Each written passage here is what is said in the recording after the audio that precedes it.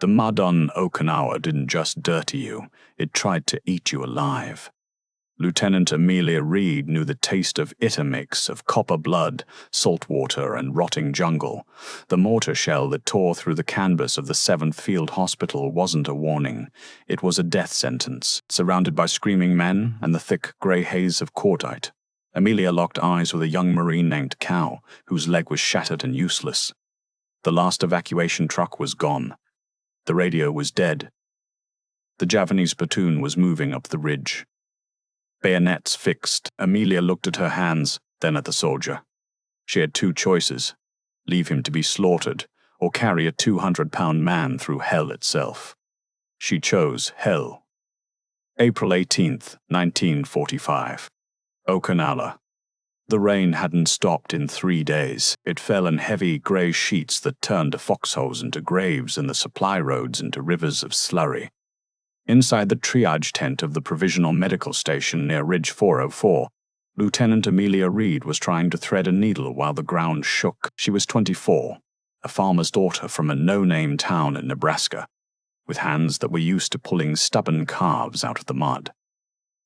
But nothing in Nebraska prepared you for the Pacific. "Hold him down," Amelia shouted, her voice cracking over the roar of artillery. 2 orderlies, their faces pale and slick with sweat, pinned the shoulders of a screaming private. Amelia worked fast, ignoring the tremors running through the floorboards. She tied off the bleeder, wiped her forehead with a blood-streaked forearm, and moved to the next cot. Lieutenant, it was Major Higgins, the chief surgeon. He looked like a ghost, eyes sunken, apron soaked in red. "We've got the call. Line is breaking. Able Company is falling back. We need to evacuate. Now." Amelia looked around the tent. There were 40 men in here. Maybe 10 could walk. Evacuate? With what, Major? The trucks haven't returned since dawn. "We move the walking wounded," Higgins snapped, grabbing a crate of morphine syrups. "The rest, we make them comfortable. We leave them under the Red Cross flag and pray the enemy respects it." Amelia felt a cold knot tighten in her stomach. She knew the stories. She knew what happened to the aid stations on the other islands. The enemy didn't respect flags. They used them for target practice. "I'm not leaving them," Amelia said, her voice quiet but hard as iron. Higgins stopped. He looked at her, really looked at her, for a second. Then a whistle shrieked overhead, the terrifying sound of incoming heavy mortar. Boom! The world turned white. The concussion blast threw Amelia against the supply crates, the canvas roof shredded like tissue paper, letting the torrential rain pour in. Dirt, shrapnel, and wood splinters filled the air. Amelia gasped, coughing up dust. Her ears rang with a high-pitched whine. She pushed herself up, her vision swimming. The tent was gone. In its place was a crater and a twisted mess of cots. "Major," she croaked. She saw Higgins's boots sticking out from under a collapsed support beam. He wasn't moving. Panic, cold and sharp, tried to seize her. She shoved it down. She was the ranking officer now. She crawled through the mud, checking pulses. Dead, dead. Then a groan. Low and guttural. She scrambled over a pile of sandbags toward the sound, half buried in the mud. Clutching an M1 Garand he could no longer aim was Corporal Caleb Callahalloway. She knew Calais. He was a terrifyingly large man, a steelworker from Pittsburgh who had been brought in 2 days ago with shrapnel in his thigh. He was loud, brash, and had told her jokes while she dug metal out of his muscle. Now he was grey-faced, his eyes wide with shock. "Nelten. Lieutenant Kenner. Lieutenant Reed?" Carl sputtered, blood trickling from his nose. They coming?" Amelia looked up toward the ridgeline. Through the rain, she saw shapes moving. Not Marines. The distinct silhouette of the Imperial Japanese Army helmets. They were maybe 400 yards out, moving fast down the slope. "Yeah, Cal. They're coming," she whispered. She looked at his leg. The fresh mortar blast had reopened his wound and added a new one. His right leg was a ruin. He couldn't stand, let alone walk. Go. Cal grunted, trying to push her away with a weak hand. Get out, Lieutenant. I got 3 rounds left. I'll buy you a minute. Emilia looked at the muddy slope leading back to the American lines. It was 2 miles of dense jungle, ravines and open kill zones. 2 miles to safety. She looked at Cal. He was 20 years old. He had a picture of a girl named Sarah in his pocket. He'd showed her. Don't be an idiot, Holloway, Emilia said, grabbing his arm. I can't walk, he screamed at her, tears mixing with the rain on his face. And 220 pounds of dead weight. You leave me. Emilia stood up. She tightened her belt. She grabbed 2 canteens from the ground and slung them over her neck. Then she grabbed Cal's combat knife and shoved it into her boot. I grew up hauling hay bales heavier than you, Marine, she lied. She crouched down, her back to him, arms around my neck. Now. You're crazy, Cal sobbed. You're gonna get us both killed. If you're to get us both killed. If you don't grab on, I'm going to punch you in your good leg, she hissed. Grab on, reluctantly, sobbing with pain and shame. Cal wrapped his massive arms around her neck. Emilia grabbed his thighs, gritted her teeth, and heaved. Her knees buckled. A bolt of lightning pain shot down her spine. He was heavy, unbelievably heavy. It felt like she was trying to lift a truck. Her boots sank 2 inches into the mud. God help me, she whispered. She took 1 step, then another. Behind them, the first crack of Arisaka rifle fire echoed from the hospital ruins.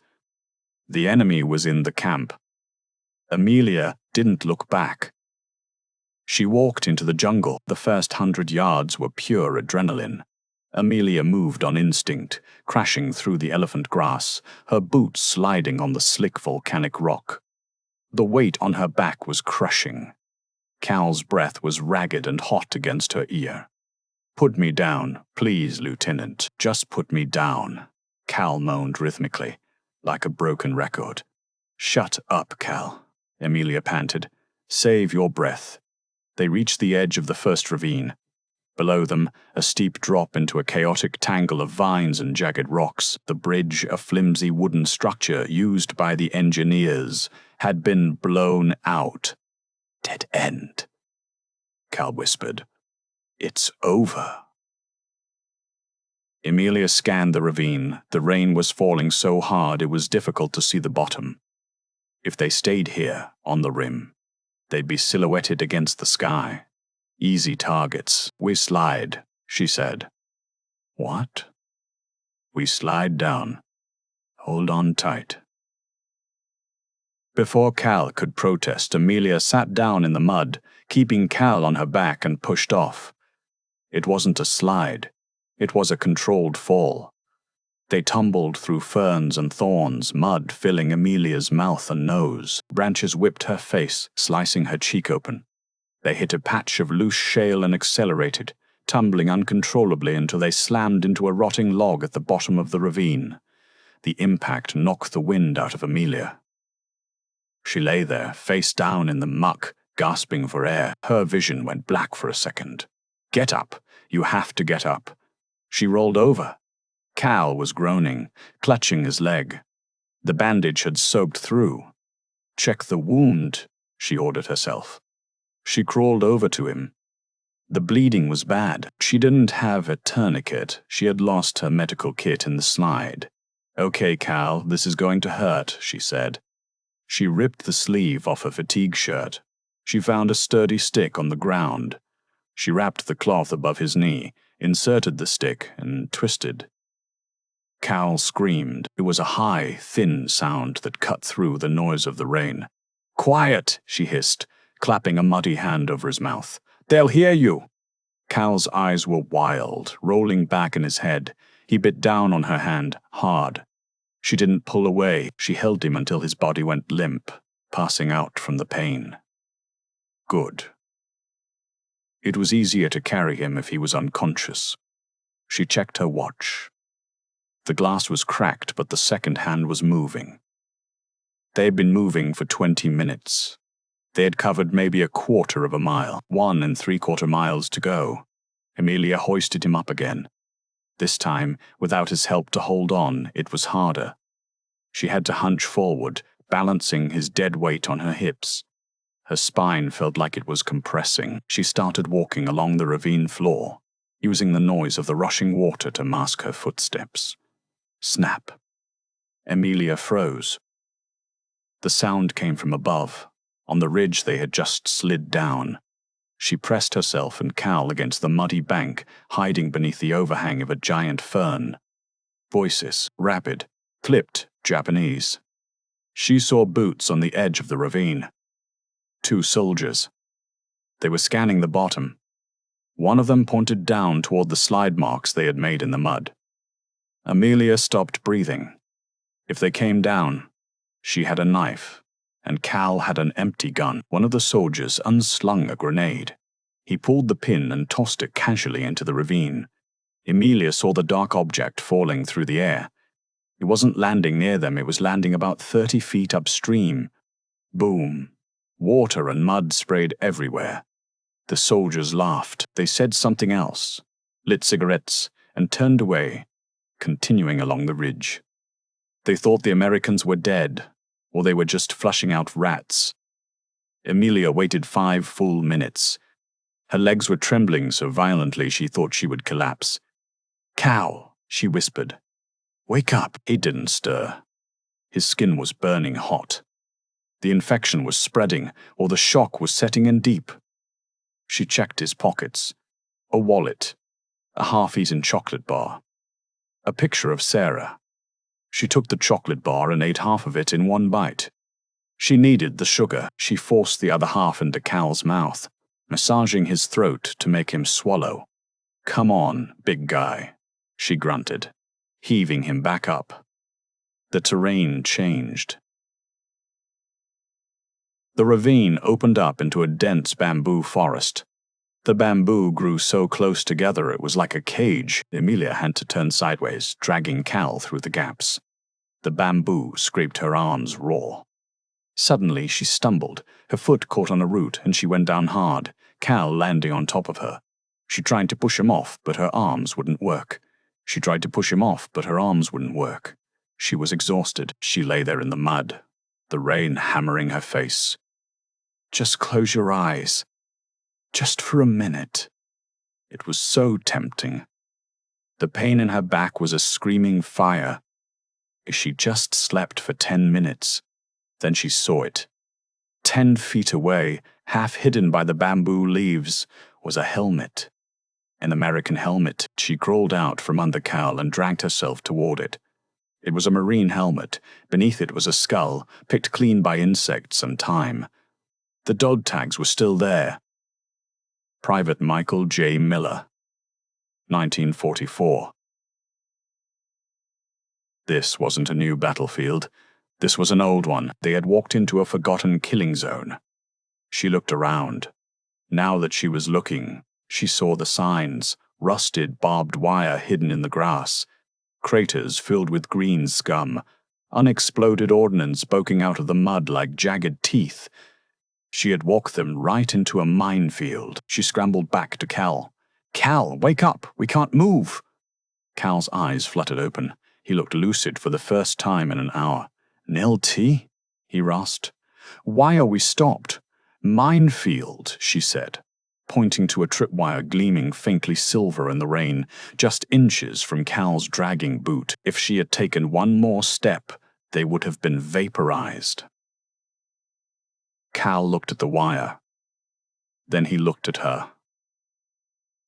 "Leave me here," he said. His voice was steady now.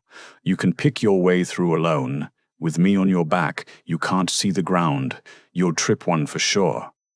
"No," Emilia said. "I'm ordering you, Lieutenant," Cal shouted, summoning a surprising amount of strength. "I'm a dead man anyway. Look at my leg." Emilia looked. The blood was seeping through the tourniquet. The smell of gangrene was faint but present. "You're not dead. Until I say you're dead," Emilia said. "And I outrank you, Corporal." She stood up. She ripped a long strip of bamboo from a stalk. "I'm going to probe," she said. "Every step. It's going to be slow. You have to hold on and not move. If you twitch, we blow up. Do you understand?" Cal stared at her. Tears welled up in his eyes again. "Why?" he asked. "Why are you doing this?" Amelia wiped the rain from her eyes. She thought of the hospital tent. She thought of the men she couldn't save. "Because," she said, hoisting him onto her raw, bleeding back, "my shift isn't over." She took the bamboo stick and poked the mud in front of her. Solid. Step. Poke. Soft. Mine. She stepped carefully over the soft patch. Step. Poke. They moved through the field of death, inch by inch, a woman carrying a giant under a grey sky that wept for them both. And then through the trees, Amelia saw something that made her heart stop. A farmhouse. A small Okinawan structure with a stone wall. Smoke was coming from the chimney. Shelter or a trap? She didn't have a choice. She moved toward the house, stepping over the bones of the dead. The final 50 yards to the farmhouse were the longest of Amelia Reed's life. Every muscle in her body had gone past screaming and was now just a dull, throbbing void. The bamboo stick was her lifeline. Poke. Step. Breathe. Poke. Step. Breathe. Cal was a furnace against her back. His fever was spiking dangerously high. He had stopped making sense minutes ago, muttering about Pittsburgh steel mills and his mother's Sunday roast. The smell of gangrene rising from his shattered leg was stronger now, competing with the scent of burning wood smoke from the farmhouse chimney. They reached the low stone wall surrounding the small compound. Amelia collapsed against it, letting Cal slide gently to the muddy ground. Her legs refused to hold her weight any longer. She lay panting in the dirt, looking at the house. It was a traditional Okinawan structure, wood and tile, miraculously untouched by the shelling that had flattened everything else for miles. The smoke from the chimney meant warmth. It meant dryness. It also meant people. And on Okinawa, people usually meant death. "Stay here, Cal," she whispered, though she knew he couldn't hear her. She drew the combat knife from her boot. The blade was caked in mud. She wiped it on her sleeve, her hand shaking uncontrollably. She crawled toward the house, keeping low beneath the windows. The rain drummed on the roof, masking the sound of her approach. She reached the sliding wooden door. It was slightly ajar. Amelia held her breath and peeked inside. The interior was dim, lit only by the glowing embers of a small cooking fire in the center of the dirt floor. The air smelled of roasted yam and old sweat. It looked empty. She pushed the door open just enough to slip through. The warmth of the room hit her face like a physical blow, almost making her dizzy. She scanned the corners, a pile of bedding, a small shrine, cooking pots, then movement in the shadows near the back wall. Amelia spun, raising the knife, her heart hammering against her ribs. A figure detached itself from the darkness. It was small, hunched over, an old Okinawan woman, her face a road map of wrinkles, her gray hair pulled back in a severe bun. She wore faded indigo work clothes. She held a heavy cast-iron ladle in her hand like a weapon. For a terrible second, the two women just stared at each other, across the firelight, the American nurse covered in mud and blood, holding a commando knife, and the Okinawan grandmother defending her home with a soup ladle.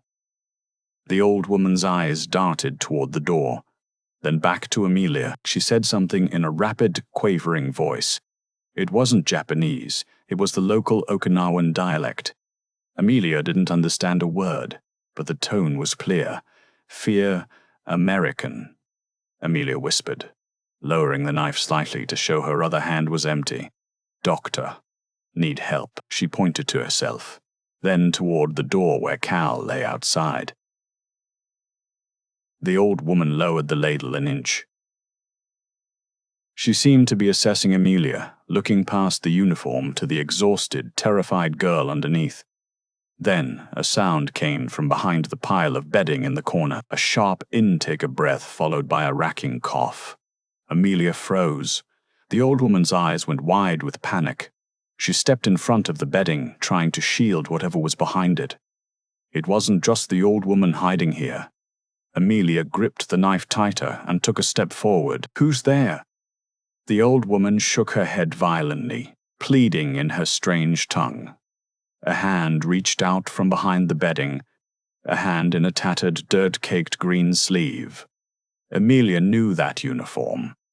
A man dragged himself into the firelight.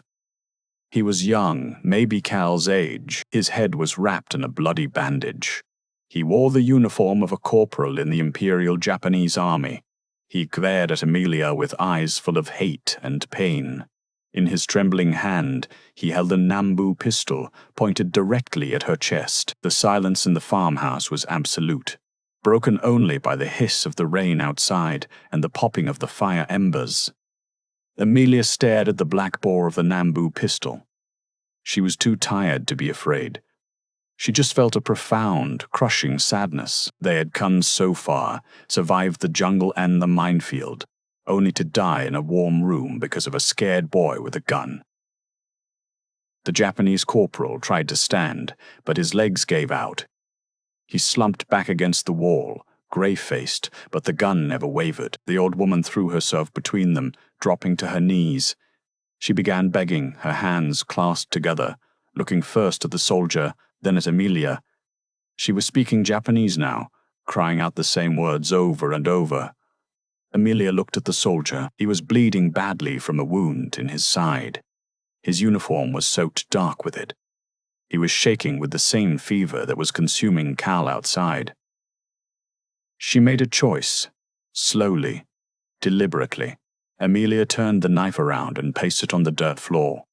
She kicked it toward the fire. She raised both hands in surrender. "No fight," she said clearly.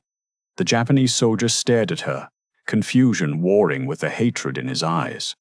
Amelia pointed to the Red Cross armband on her left sleeve. It was filthy, barely recognizable, but the symbol was there. "Nurse," she said. "Medic." She pointed to his bleeding side, then mimed wrapping a bandage. The soldier's brow furrowed. He looked at the old woman, who was nodding furiously. "Please," Amelia whispered.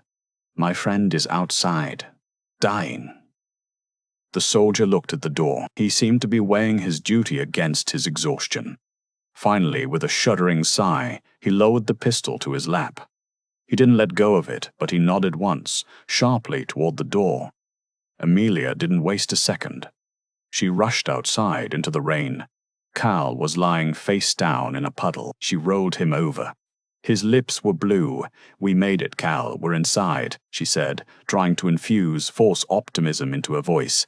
It took everything she had left to drag him over the threshold. The old woman rushed forward to help, grabbing Cal's boots and pulling while Amelia lifted his shoulders. They laid him near the fire, opposite the Japanese soldier. The room was now a surreal tableau. An American nurse, a dying Marine, a wounded Japanese corporal, and an Okinawan grandmother, all huddled around a small fire while a war raged around them. Amelia went to work. She tore open Cal's pant leg. The smell hit the fire and filled the small room. The flesh around the wound was black and swollen tight. The Japanese soldier recoiled at the sight, covering his nose. The old woman gasped. "Hot water," Amelia said to the woman, miming boiling. "Clean cloth." The woman understood. She bustled over to the fire, adding wood and putting a pot of water on to boil. She tore strips from an old cotton kimono. While the water heated, Amelia looked across the fire at the Japanese corporal. He was watching her, his hand still on his pistol. She pointed at his side. "Let me see." He hesitated, then slowly unbuttoned his tunic. He had a deep gash along his ribs, shrapnel by the look of it.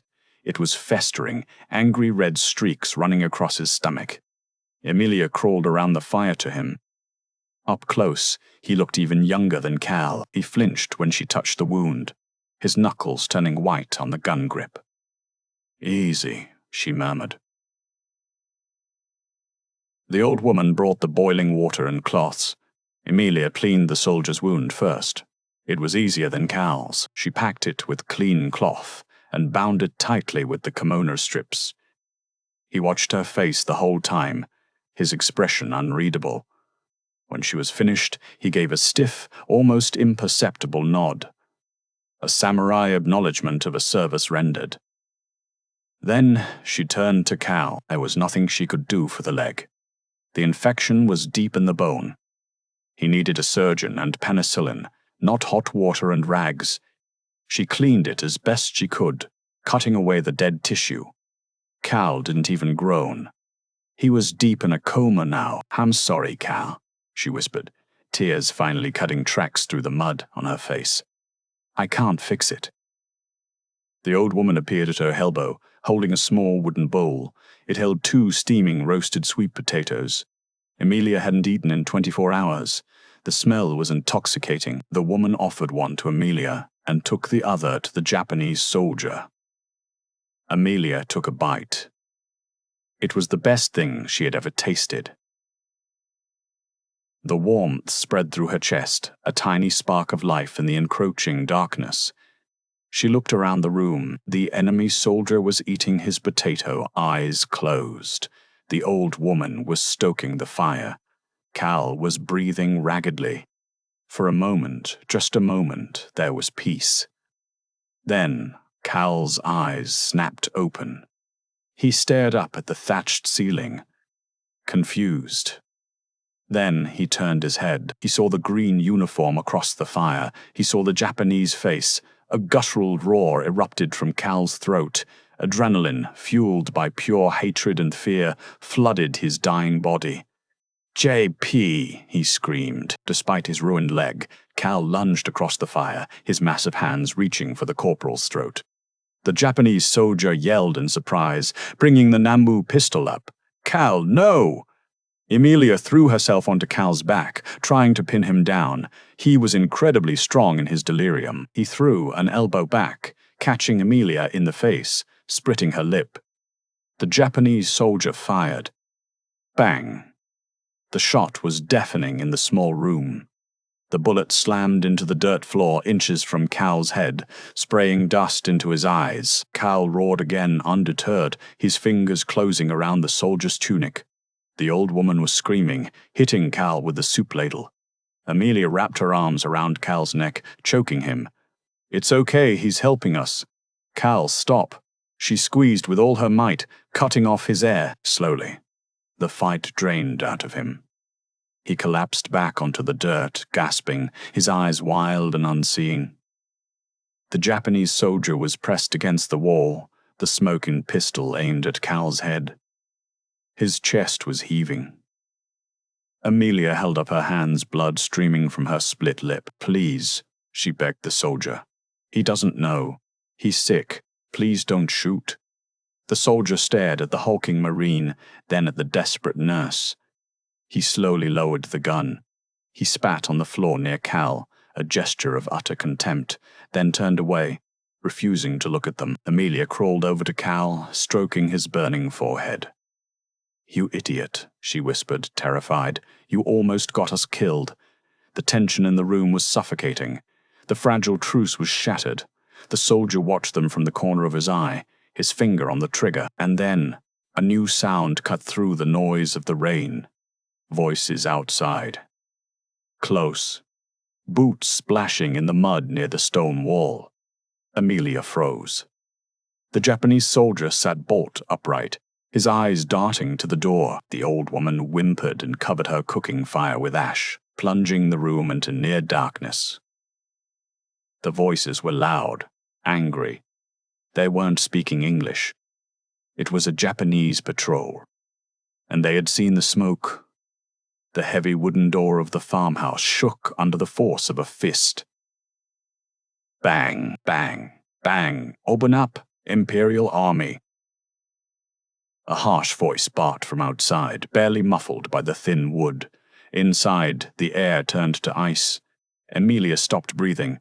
She pressed herself flat against the dirt floor, her hand clamped tight over Cal's mouth. He was conscious but groggy, his eyes darting around in confusion. The smell of his infected leg was heavy in the humid air, a scent of rot that was unmistakable to anyone who had spent time on the line. Across the dying embers of the fire, the Japanese Corporal Emilia saw the name tag stitched into his tunic now, Sato Froze. His Nambu pistol was raised. For a heartbeat, Emilia thought he was aiming at her. If he fired now, if he killed the American invaders in his sanctuary, the patrol outside would hail him as a hero. He would be rescued. He would go home. Sato looked at the door. Then he looked at Emilia. His face was a mask of sweat and pain, illuminated by the fading red glow of the coals. He looked at the bandage Emilia had wrapped around his ribs, the clean white cloth that was the only clean thing in this hellhole. The banging came again, louder this time. The latch rattled. "Oba-san!" a soldier shouted. "We smell the smoke! Open or we burn it down!" The old woman began to whimper, wringing her hands. She looked terrified, paralyzed between the devil outside and the demons within. Sato made a decision. He put a finger to his lips, staring intently at Emilia. Silence. Then he pointed the pistol at the old woman and gestured sharply toward the door. "Open it." Emilia's heart hammered against the mud floor. This was it. Execution. The old woman shuffled to the door. She unlatched it with trembling fingers. The door slid open, a gust of wind and rain swept in, causing the embers to flare. Standing in the doorway were 3 Japanese infantrymen. They were wet, muddy, and looked exhausted, but their bayonets were fixed and gleaming. The lead soldier, a sergeant with a scar running down his chin, pushed past the old woman. "Why the delay?" he snapped, stepping into the Genkan entryway. He shook the rain off his cape. He sniffed the air. Cooking. And, he frowned, sickness. He took another step into the room. His eyes hadn't adjusted to the gloom yet. Emilia squeezed her eyes shut. She lay in the deepest shadow, behind a stack of rice straw bales in the large ceramic water jar. Cal was partially covered by a tatami mat. "Who else is here?" the sergeant demanded, his hand resting on his sword hilt. From the corner, a voice spoke out, sharp, commanding. "Attention!" The sergeant jumped back, startled. Corporal Sato struggled to his feet, leaning heavily against the wall for support. He stepped into the faint light. He didn't look like a wounded straggler now. He looked like a demon. His uniform was torn, his face smeared with soot, but his posture was rigid. "Corporal Kenji Sato, 32nd Regiment," he barked. The sergeant blinked, confused by the sudden appearance of a superior, or at least an equal in his hovel. He straightened up and saluted instinctively. "Sergeant Tanaka, patrol leader. We didn't know there were friendly forces here. I am the only one left," Sato said, his voice steady despite the sweat pouring down his face. "My unit was wiped out in the ravine. Mortars." Tanaka's eyes narrowed. He looked past Sato, scanning the dark room. "We heard rumors of American infiltrators. The line is porous." He took a step toward the back of the room, toward Emilia. Emilia gripped her knife. She calculated the distance. 10 feet. She would never make it. "Halt!" Sato shouted. Tanaka stopped. "Corporal!" Sato doubled over, coughing violently. It wasn't faked. The effort of standing was tearing his stitches. He spat a glob of blood onto the floor near Tanaka's boots. "Typhus," Sato gasped, wiping his mouth. "And gangrene. The smell. It is me. I'm rotting from the inside out." Tanaka recoiled, covering his nose and mouth with his glove. The other 2 soldiers in the doorway took a hasty step back into the rain. Fear of disease was often stronger than fear of bullets in the Pacific. "I am waiting to die," Sato rasped. "Do not come closer, unless you wish to carry this back to your platoon." Tanaka looked at Sato with a mixture of pity and revulsion. He glanced around the room one last time. The shadows were deep. The smell of rot was indeed overpowering. "We have rations," Tanaka said, his voice muffled by his hand. We can leave some. No, Sato said. Keep them for the living. Go. Report that Ridge 404 is lost. Tanaka hesitated, then nodded. He saluted again. Die well, Corporal, for the Emperor, for the Emperor, for the Emperor, for the Emperor, for the Emperor, for the Emperor, for the Emperor, for the Emperor, for the Emperor, for the Emperor. The sergeant turned and shoved his men out of the doorway. Let's go! Move out! The door slid shut. The latch clicked. For a long time, nobody moved. The sound of boots faded into the drumming rain. Sato stood there, staring at the closed door. Then, his legs buckled. He collapsed onto the dirt floor with a heavy thud. Emilia scrambled out from behind the straw bales. She rushed to him. His wound had reopened. Fresh blood was soaking the bandage she had just applied. Why? She asked, pressing her hands against the red stain. Why did you do that? Sato looked up at her. His eyes were glassy with fever. He didn't speak English well, but he understood the question. He pointed to the red cross on her arm. Then he pointed to himself. You fix, he grunted. I pay. A debt of honor. A life for a life. Emilia looked at him, really looked at him. He wasn't the enemy anymore. He was just Kenji. Okay, Kenji, she whispered. We're even. The night dragged on like a slow suffocation. The storm outside intensified, thunder shaking the very foundations of the farmhouse. Inside, the battle was silent, but just as deadly. Cal was fading. Emilia sat by his side, dipping a rag into cool water and wiping his forehead. He was burning up, his temperature spiking over 104. He muttered constantly now, hallucinations gripping his mind. He was back in Pittsburgh, arguing with his foreman. He was playing baseball. He was asking Sarah to dance. He will not see the sun, a voice said. Emilia looked up. Kenji Sato was sitting on the other side of the fire, cleaning his pistol. He looked better. The rest and the food had given him a second wind, though he was still pale. He's strong, Emilia said defensively. He's a Marine. Sato shook his head. He pointed to his own leg. My brother. Same wound. Saipan. 3 days, dead. Emilia felt a lump in her throat. She knew he was right. Without surgery, the sepsis would stop Cal's heart within hours. Where are your lines? Emilia asked. She used hand gestures pointing to herself, then making a line in the dirt. Sato hesitated. He reached into his tunic and pulled out a map. It was blood-stained and wrinkled. He unfolded it on the floor. He pointed to a ridgeline marked in red ink. Here, Americans. Emilia leaned in. She recognized the topography. It was Hill 22. It was close. Maybe a mile and a half away, but between here and there lay the Valley of 10,000 Graves, a stretch of low ground that was currently a no-man's land of artillery craters and sniper nests.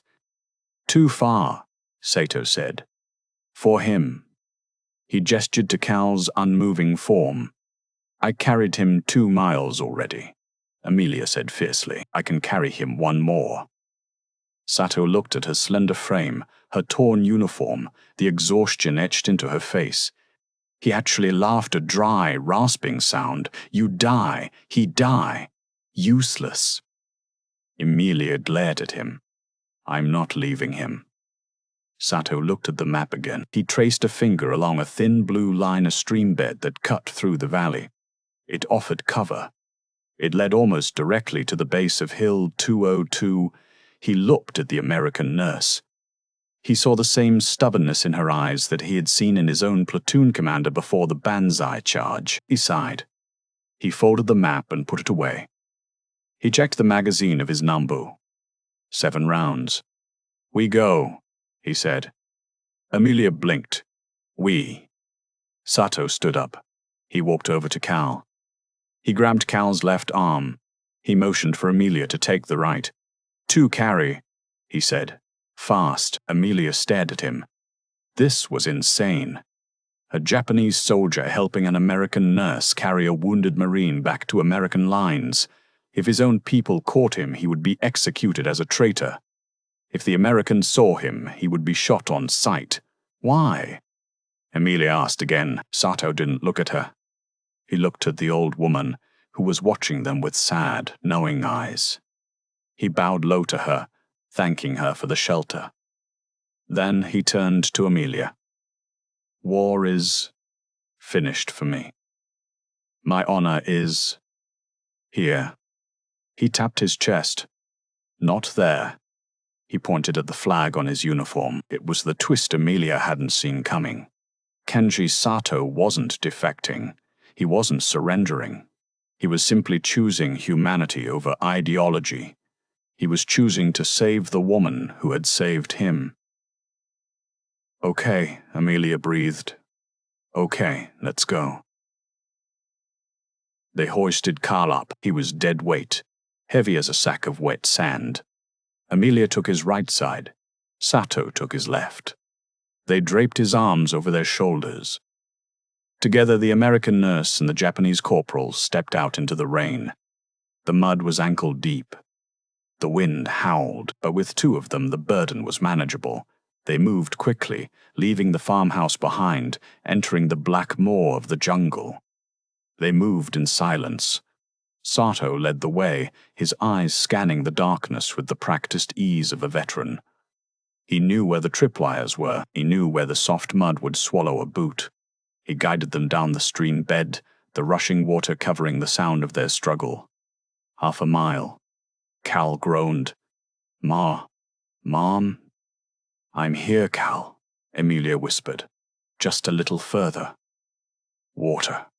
Sato stopped. He unclipped his own canteen and held it to Cal's lips. It was Japanese water, warm and metallic, but Cal drank it greedily. Arigato, Emilia whispered. Sato grunted. Move. 1 mile. The sky was beginning to lighten.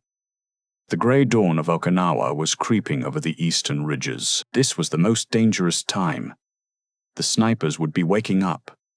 The artillery spotters would be adjusting their sights. They reached the edge of the stream bed. Ahead of them lay 300 yards of open ground, a field of tall kunai grass, leading to the base of Hill 202. Emilia could see the American sandbags. She could see the distinct shape of a Sherman tank hull down on the ridge. We made it, she gasped, a smile breaking through the grime on her face. Kenji, we made it, look. Sato didn't smile. He stiffened. He dropped Cal's arm. Down, he hissed, shoving Emilia and Cal into the mud. Crack. A rifle shot whipped through the grass right where Emilia's head had been a second before. Snipers, stay down, Sato barked. He crawled forward, peering through the grass. Where's it coming from? Emilia whispered, pressing her face into the dirt. Tree line. North, Sato pointed. 2, maybe 3 rifles. They were pinned down. The American lines were so close they could shout to them, but if they stood up, they died, and the Americans on the hill wouldn't fire back. They wouldn't know who was in the grass. They would just see movement. Sato looked at Emilia. He looked at Cal, who was shivering violently, his skin grey. He wouldn't last another hour. Sato checked his pistol again. 7 rounds. He looked at Emilia. There was a strange calmness in his face now. The pain was gone. The fear was gone. You run, he said. When I shoot, you run. What? Emilia grabbed his arm. No, we go together. We can crawl. Too slow, Sato said. He die. He pointed at Cal. Sniper wait. I make target. Emilia realized what he was doing. He was going to draw their fire. He was going to stand up. No, Kenji, don't. Tears streamed down her face. Please, you don't have to do this. Sato gently pried her fingers off his arm. He reached into his pocket and pulled out the photo of his family, a wife and a baby daughter.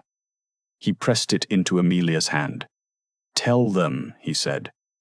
Tell them Sato, good man. He stood up. He didn't crouch. He didn't hide. He stood to his full height in the tall grass, a silhouette against the rising sun. He raised his Nambu pistol toward the tree line to the north. Banzai, he screamed, his voice cracking with defiance. Banzai. He fired.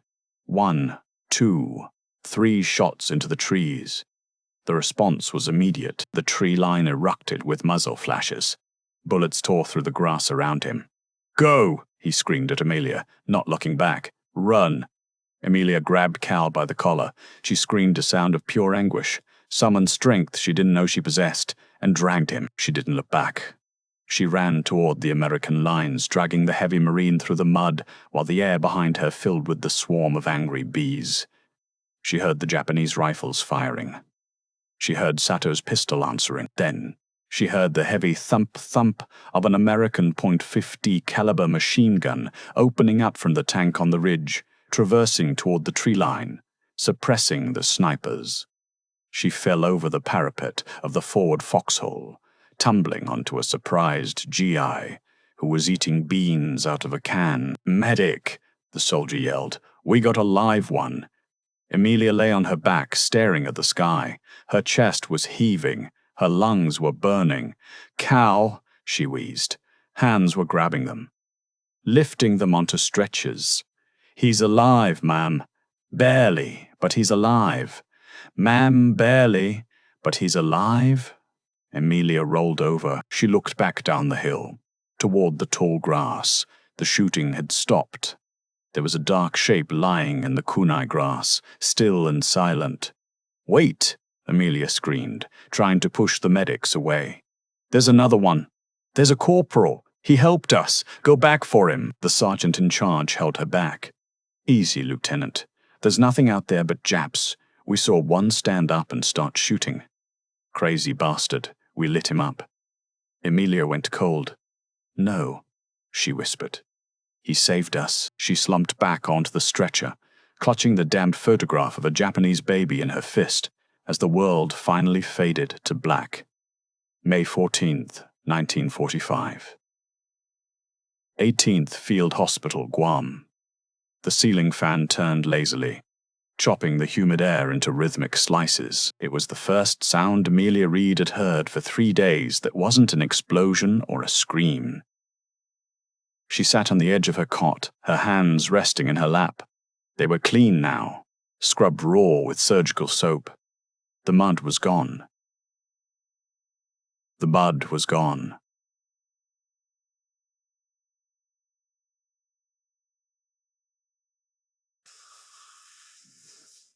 But when she closed her eyes, she could still feel the phantom weight on her back. 200 pounds of dying Marine. Lieutenant Reed. A young orderly stood in the doorway, holding a clipboard. Major Higgins said you're cleared for discharge. Transport to Pearl is in 2 days. Amelia nodded slowly. Thank you, Private. Also, the patient in Ward 4, Corporal Holloway. He's awake. He's been asking for you. Amelia's heart skipped a beat. She stood up, her knees still protesting from the trek through the jungle. She smoothed her fresh uniform and walked down the long, white hallway. Ward 4 was quiet. It was the amputation ward. She found Cal in the bed near the window. He looked smaller without his armor of mud and gear.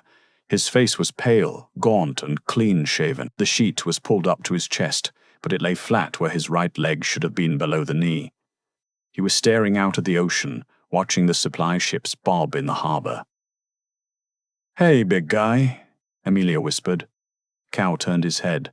His eyes widened. He tried to sit up, winced, and fell back. LT, he rasped. A smile, genuine and bright, broke across his face. You made it. They told me you carried me. The whole way. Amelia pulled up a metal chair and sat down. She took his hand. It was warm, alive. We made it, Cal. Cal squeezed her hand. Tears welled in his eyes. I remember bits and pieces. I remember the rain. I remember the pain. God, the pain. He looked down at the empty space in the bedsheets. Doc said if I'd arrived an hour later, the infection would have hit my heart. You saved my life, Emilia. Emilia looked at him. She saw the hero worship in his eyes. He thought she was a saint. A superwoman. She reached into her pocket. Her fingers brushed against a small, water-damaged square of paper. "Cal," she said softly. "Do you remember the farmhouse?" Cal's smile faltered. A shadow passed over his face. He frowned, searching the fog of his fevered dreams. "The farmhouse," he murmured. "Yeah, I remember. Fire. And soup. And—" His expression darkened. "There was a Jap. A soldier." Emilia nodded. "Yes. I tried to kill him," Cal said, his voice dropping. "I remember that. I wanted to choke the life out of him. He shot at me." "He missed on purpose," Emilia said. Cal looked at her, confused. "What?" "He was wounded, Cal. Just like you, he had a family. He was wounded, Cal. Just like you. He had a family. He spoke a little English." Emilia pulled the photo out of her pocket. She smoothed it out on the bed sheet. It showed a stern-looking Japanese woman in a kimono, holding a chubby, laughing baby. On the back, in faded pencil, were Japanese characters. "He helped me carry you," Emilia said. The words hung in the air, heavy and impossible. Cal stared at her. "No, that's not right. He was the enemy." "He carried your left side," Emilia insisted, her voice trembling. "We walked for a mile together. He gave you water from his own canteen, and when we hit the clearing, when the snipers pinned us down." She choked back a sob. "He stood up," she whispered. "He made himself a target so we could run. That's why the machine gunners on the ridge opened up. They were shooting at him." Cal looked at the photo. He looked at his missing leg. He looked at Emilia. The silence stretched for a long time. The realization hit him like a physical blow. The monster in his nightmares, the faceless enemy he had been trained to hate, had died to save him. "Why?" Cal asked, his voice barely a whisper. "Why would he do that?" Emilia looked out the window at the blue Pacific sky. "Because the war was over for him," she said, "and he decided to be a human being again." Cal picked up the photo with trembling fingers. He traced the face of the baby. A tear splashed onto the glossy paper. "What was his name?" Cal asked. "Kenji," Emilia said. "Corporal Kenji Sato." Cal nodded slowly.